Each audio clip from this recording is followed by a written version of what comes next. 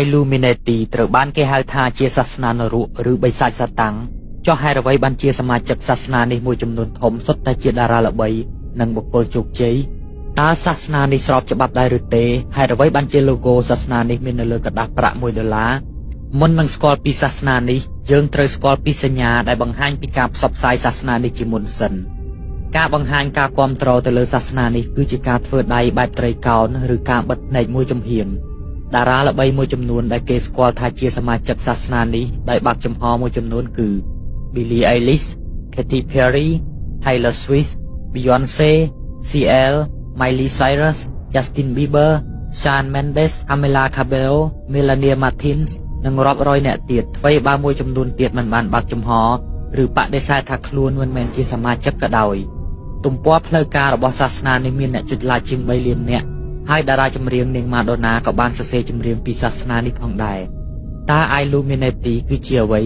ក្នុងន័យប្រវត្តិសាស្ត្រពាក្យ Illuminati គឺសំដៅទៅលើបាតដិន Illuminati ដែលជាអង្គការសង្គមសម្ងាត់ដែលដំណើរការបានតែមួយទសវត្សរ៍ប៉ុណ្ណោះពីឆ្នាំ1776ដល់ឆ្នាំ1785អង្គការនេះត្រូវបានបង្កើតឡើងដោយលោក Adam Weishaupt សាស្ត្រាចារ្យច្បាប់ជនជាតិអាល្លឺម៉ង់ដែលជឿយ៉ាងមុតមាំលើឧត្តមគតិនៃការត្រាស់ដឹងក្រុមអ្នកជឿរបស់គាត់បានព្យាយាមលើកកម្ពស់អង្គការទាំងនោះក្នុងចំណោមឥស្សរជន Weishaupt ចង់ឲ្យសមាជិក Illuminati ក្លាយជាបុគ្គលសាធារណៈល្បីៗដើម្បីពង្វក់អ្នកគាំទ្រហើយឲ្យពួកគេមានឥទ្ធិពលលើការកាន់កាប់ពិភពលោកនៅពេលពួកគេកាន់អំណាចមានន័យថាវាជាអង្គការផងនិងជាសាសនាផងតើសមាជិក Illuminati ជឿទៅលើអ្វីវាមានពីរផ្នែកនៃប្រវត្តិសាស្ត្រ Illuminati គឺពិធីសាសនានិងបំណងប្រាថ្នារបស់ពួកគេ Illuminati បានធ្វើរឿងមិនធម្មតាជាច្រើនពួកគេបានប្រើនិមិត្តសញ្ញាដូចជាសត្វទីទុយ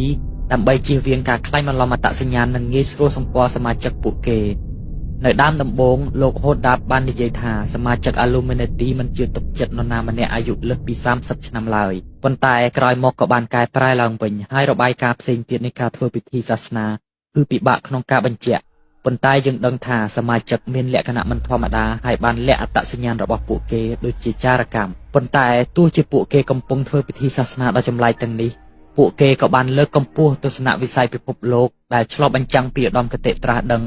ដូចជាការចង់សម្រេចក្តីបំណងខ្លួនឯងនិងការស្រឡាញ់ខ្លួនឯងជាដើម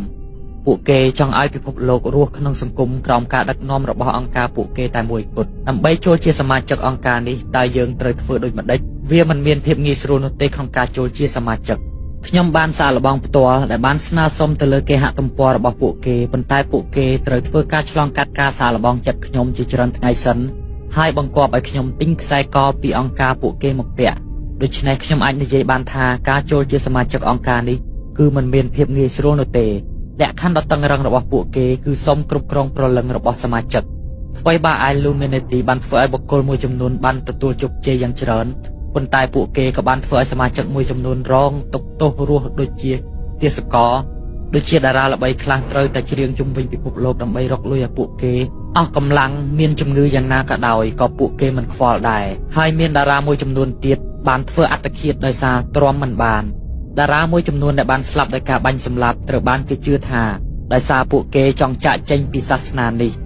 ឬចង់ទម្លាយអាថ៌កំបាំងណាមួយដូចជា Michael Jackson, Amy Winehouse ឬក៏ Tupac Shakur ជាដើមដូច្នេះសាសនានេះអាចជួយឲ្យយើងសម្រេចក្តីបំណងតែយើងក៏ត្រូវតែផ្ញើព្រលឹងទៅលើពួកគេហើយក្លាយជាទេសករពួកគេមួយជីវិតផងដែរបើសាសនាឬអង្គការនេះគឺជានរកហេតុអ្វីបានជាមហាជននៅតែគាំទ្រតារាដែលជាសមាជិករបស់សាសនាឬអង្គការនេះទៀតនៅវីដេអូបន្ទាប់ខ្ញុំនឹងបង្ហាញពីភាពព្រៃផ្សៃដែលសាសនាឬអង្គការនេះបានធ្វើទៅលើតារាល្បីៗមួយចំនួនលើពិភពលោក